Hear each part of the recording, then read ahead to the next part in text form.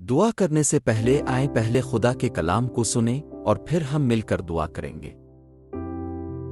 امثال 4 باب 7 آیت کہتی ہے، حکمت افضل اصل ہے، پس حکمت حاصل کر بلکہ اپنے تمام حاصلات سے فہم حاصل کر۔ خدا کا کلام کہتا ہے، حکمت سب سے اہم چیز ہے، پس حکمت حاصل کرو اور اپنی تمام کوششوں میں فہم۔ یہ آیت ہمیں حکمت کو سب سے زیادہ ترجیح دینے اور اسے پوری دلجمی کے ساتھ حاصل کرنے کی تاکید کرتی ہے۔ یہ صرف علم حاصل کرنے زندگی کے تجربات اکٹھا کرنے کی بات نہیں، بلکہ وہ الہامی بصیرت پانے کی دعوت ہے جو ہمارے دل اور ذہن کو خدا کی مرضی کے مطابق ڈھالتی ہے۔ وہ حکمت جو واقعی معنی رکھتی ہے وہ نہیں جو دنیا دیتی ہے، بلکہ وہ ابدی حکمت ہے جو خدا کی طرف سے آتی ہے۔ ایسی حکمت جو زندگی میں وضاحت، بصیرت اور مقصد عطا کرتی ہے۔ یعقوب پہلا باب 5 آیت اس حقیقت کو ایک خوبصورت وعدے کے ساتھ مزید مضبوط کرتی ہے۔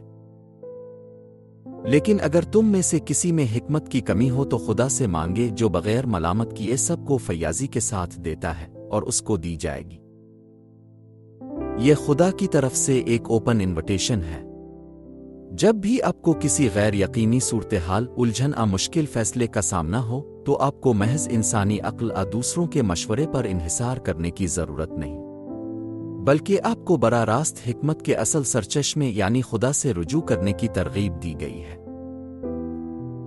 خدا نہ تو دریغ سے دیتا ہے اور نہ ہی کینے حسد سے، بلکہ وہ پورے دل سے، کثرت سے اور بغیر کسی شرط کے حکمت عطا کرتا ہے۔ وہ ہمارے ماضی کی غلطیوں موجودہ کمزوریوں کی بنیاد پر حکمت کو روک کر نہیں رکھتا، بلکہ وہ ہم سے صرف یہی چاہتا ہے کہ ہم ایمان کے ساتھ اس سے مانگیں اور بھروسہ کریں کہ وہ ہماری رہنمائی کرے گا۔ آپ سوچ رہے ہوں گے کہ خدا کی حکمت کیسے حاصل کریں؟ تو میرے عزیزو، ایک طاقتور ذریعہ خدا کا کلام یعنی بائبل مقدس ہے۔ بائبل محض کہانیوں تعلیمات کی کتاب نہیں، بلکہ یہ خدا کا الہامی کلام ہے جو الہی سچائیوں سے بھری ہوئی ہے، جو ہمارے دلوں کو سنوارتی، ہمارے قدموں کو راہ دکھاتی اور ہمارے ذہنوں کو بدلتی ہے۔ جب آپ اپنے آپ کو کلام مقدس میں ڈبو دیتے ہیں تو آپ خدا کی حکمت کو اپنی زندگی میں جڑ پکڑنے دیتے ہیں، اور یہ آپ کی سوچ، گفتار اور عمل کو متاثر کرتی ہے۔ امثال 11 باب دانشمندوں اور نادانوں کے راستوں میں فرق کو واضح کرتا ہے۔ یہ راست بازی کی برکات اور بدکرداری کے نتائج پر روشنی ڈالتا ہے۔ آیات 1 اور 2 ایمانداری، فروتنی اور راست بازی کی خصوصیات کو بیان کرتی ہیں جو ہمیں خدا کی رضا، تحفظ اور حقیقی زندگی کی طرف لے جاتی ہے۔ اس کے برعکس گھمنڈ، غرور، دھوکہ اور لالچ تباہی اور بربادی کا سبب بنتے ہیں۔ یہ باب ہمیں اس حقیقت کی یاد دہانی کراتا ہے کہ دولت پر بھروسہ کرنا خطرناک ہے، کیونکہ دولت ہمیں نہ تو بچا سکتی ہے اور نہ ہی سچ میں ہمیں سنبھال سکتی ہے، لیکن راست بازی ہمیں ہمیشہ قائم رکھتی ہے۔ خدا کی دی ہوئی حکمت آپ کو تعلقات میں رہنمائی دیتی ہے، درست فیصلے کرنے میں مدد کرتی ہے اور سچائی کو فریب سے پہچاننے کی سمجھ عطا کرتی ہے۔ یہ آپ کو آزمائش کے وقت میں مضبوطی سے کھڑے ہونے کے قابل بناتی ہے، کیونکہ آپ کی زندگی جس بنیاد پر قائم ہے وہ انشیکیبل یعنی نہ ہلنے والی بنیاد ہے۔ لہذا حکمت کی پیاس کو کبھی بجھنے نہ دو، اسے دعا میں تلاش کرو، پاک کلام میں ڈھونڈو اور مسیح کے ساتھ اپنی روزمرہ کی زندگی میں اس کی جستجو رکھو۔ سطحی سمجھ پر قناعت نہ کرو، بلکہ اس گہرائی کی طلب رکھو جو خدا کو واقعی جاننے سے حاصل ہوتی ہے۔ اور جب آپ حکمت کی تلاش میں آگے بڑھو گے تو اب دیکھو گے کہ یہ صرف آپ کی رہنمائی ہی نہیں کرتی، بلکہ یہ آپ کو بدل دیتی ہے اور آپ کو ایک ایسی شخصیت میں ڈھالتی ہے جسے خدا نے آپ کے لیے چن رکھا ہے۔ اس احساس کے ساتھ آئیے اپنے دلوں کو خدا کی طرف موڑیں اور دعا کریں۔ اے ہمارے پیارے آسمانی باپ، تو ہی ہر حکمت کا سرچشمہ، ہر بصیرت کا منبع اور ہر سچائی کی بنیاد ہے۔ میں اعتراف کرتا ہوں کہ میری اپنی حکمت محدود ہے، میری سمجھ ناقص ہے اور میرا فہم ادھورا ہے۔ اے خداوند، مجھے وہ الہامی حکمت عطا فرما جو صرف تجھ سے آتی ہے، ایسی حکمت جو راست بازی کی طرف لے جائے، جو میرے دل کو دھوکے سے بچائے اور جو مجھے زندگی کے راستے پر چلا سکے۔ جیسا کہ تیرا کلام فرماتا ہے، حکمت سب سے اہم چیز ہے، پس حکمت حاصل کرو اور اپنی تمام کوششوں میں فہم حاصل کرو۔ اے خداوند، میں تیرے اسی حکم کے مطابق تجھ سے حکمت مانگتا ہوں۔ مجھے صرف انسانی فہم نہیں چاہیے جو محض تجربے سے حاصل ہوتا ہے، بلکہ وہ حکمت چاہیے جو میرے دل کو تیرے دل کے مطابق ڈھال دے، جو مجھے فانی چیزوں سے آگے دیکھنے کی صلاحیت دے، اور جو مجھے تیری ابدی سچائیوں کے مطابق چلنے کی رہنمائی کرے۔ یسوع مسیح، مجھے تیری حکمت کی ضرورت ہے، کیونکہ یہی حقیقی دیانتداری کی بنیاد ہے۔ یہی حکمت مجھے بے وقوفانہ فیصلے کرنے، جلد بازی میں الفاظ کہنے اور وہ کام کرنے سے روکے گی جن پر مجھے بعد میں پچھتاوا ہو۔ تیری حکمت مجھے سچائی اور فروتنی میں چلنا سکھاتی ہے، دوسروں کے ساتھ مہربانی اور شفقت سے پیش آنا سکھاتی ہے، اور ایسے فیصلے کرنے میں میری رہنمائی کرتی ہے جو تیرے جلال کے لیے ہوتے ہیں۔ تو نے اپنے کلام میں مجھے دکھایا ہے کہ راست بازی زندگی کی طرف لے جاتی ہے، لیکن حماقت تباہی کی طرف۔ اے باپ، میرے قدموں کی رہنمائی فرما، مجھے ان راہوں پر چلنے سے بچا جو دنیا کو تو درست لگتی ہیں لیکن آخرکار خالی پن اور ہلاکت کی طرف لے جاتی ہے۔ میری مدد فرما کہ میں نیرو یعنی تنگ راستے پر قائم رہوں، وہ راستہ جو زندگی، سکون اور تیری حضوری میں دائمی خوشی کی طرف لے جاتا ہے۔ اے خداوند، مجھے سکھا کہ میں مٹیریل تھنگس یعنی مادی چیزوں پر بھروسہ نہ کروں، نہ ہی اس دنیاوی کامیابی پر جو چند روزہ ہے،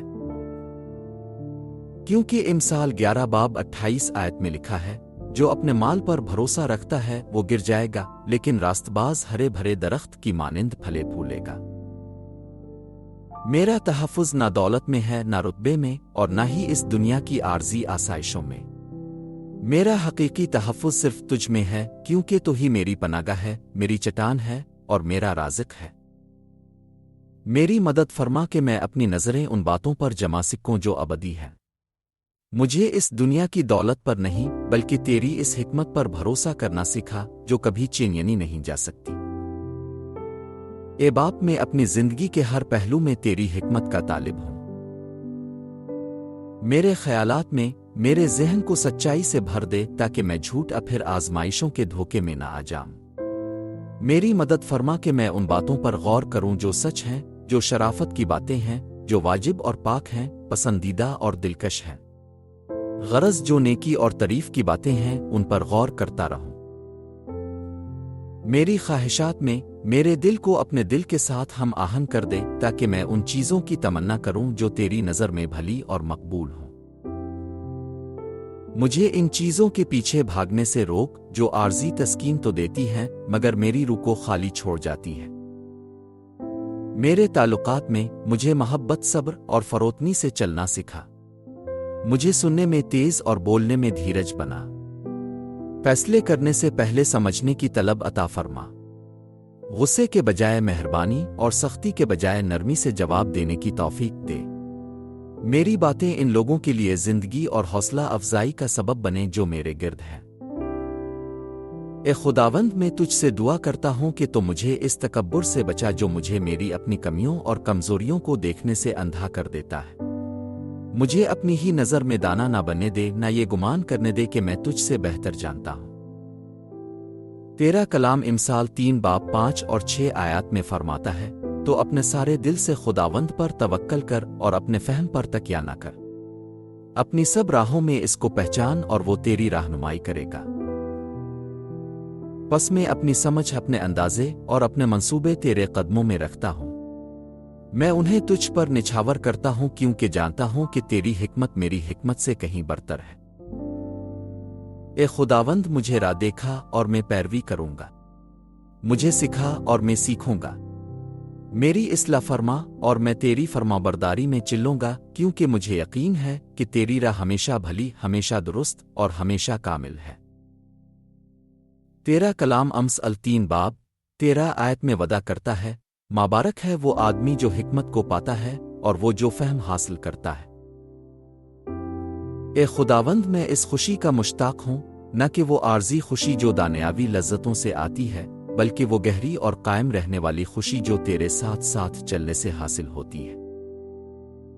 تیری حکمت چاندی سے زیادہ قیمتی ہے، سونے سے زیادہ بیش قیمت ہے، اور دنیا کی ہر شے سے زیادہ قابل آرزو ہے۔ میں دعا کرتا ہوں کہ میں اسے سب چیزوں سے بڑھ کر عزیز رکھوں۔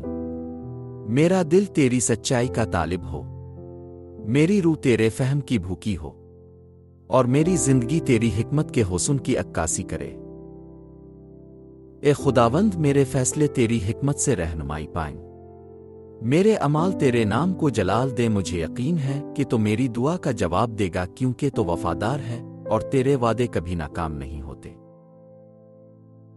تیرا شکر ہو کہ تو مجھے حکمت سے بھر دیتا ہے اور مجھے فہم کی راہ میں چلاتا ہے۔ میں ایمان سے اسے قبول کرتا ہوں اور اعتماد کے ساتھ اس میں چلوں گا، یہ جان کر کے تو ہمیشہ میرے ساتھ ہے۔ یہ سب کچھ میں یسوع مسیح کے عظیم اور قیمتی نام میں مانگتا ہوں، آمین۔ اگر یہ دعا آپ کے دل کو چھو گئی ہے تو کامنٹس میں آمین لکھ کر اپنے ایمان کا اظہار کریں۔ میں دعا کرتا ہوں کہ اس دعا میں جو بھی برکتیں بیان کی گئی ہیں وہ سب آپ پر یسوع کے نام میں نازل ہوں۔ اب ہمارے خداوند یسوع مسیح کا فضل اور سلامتی ہمیشہ آپ کے ساتھ رہے، آمین۔